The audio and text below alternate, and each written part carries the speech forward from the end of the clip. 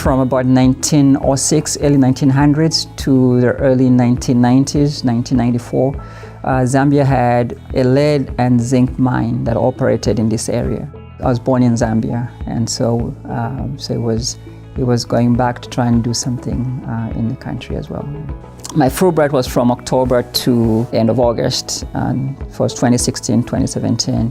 One of the things we've done is go into the community and actually talk to the people and see what some of the health effects they've seen, or what some of the negative impacts they have. And most common, we're hearing people talking about miscarriages being very common, talking about kids having trouble with learning, and also just general unhealthiness, people just being sick from things they can't explain. Somewhere around March of 2017, when I was passed for my Fulbright, I figured I need to do something, however small it may be. The area closest to mine that's heavily contaminated has a school. It's a very small school, but it has 3,500 students.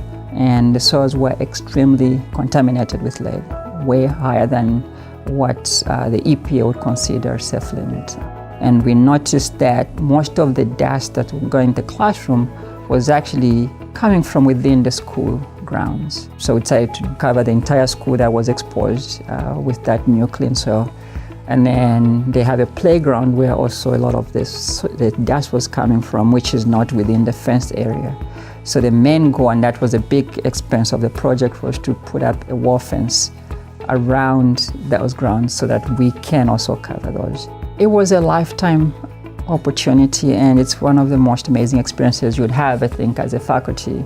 It's informed my teaching, so I'm making some adjustments to how I approach certain subjects, certain topics. And in my lab right now, I do have 3 projects that are related to lead contamination in Zambia. Locally, I have about 10 different projects that need students to work on. It really helps them understand what they're learning. They're actually putting theory into practice, and there's no better teacher than experience. I think that's a big part of our mission, because if you think about it, one of the things about liberal arts mission is really getting one-on-one instructions with research projects. Even though you're doing research in biology or environmental science, the project itself is not really contained into one discipline. You have to transcend multiple disciplines, so you're going to be exposed to the different aspects of education and life.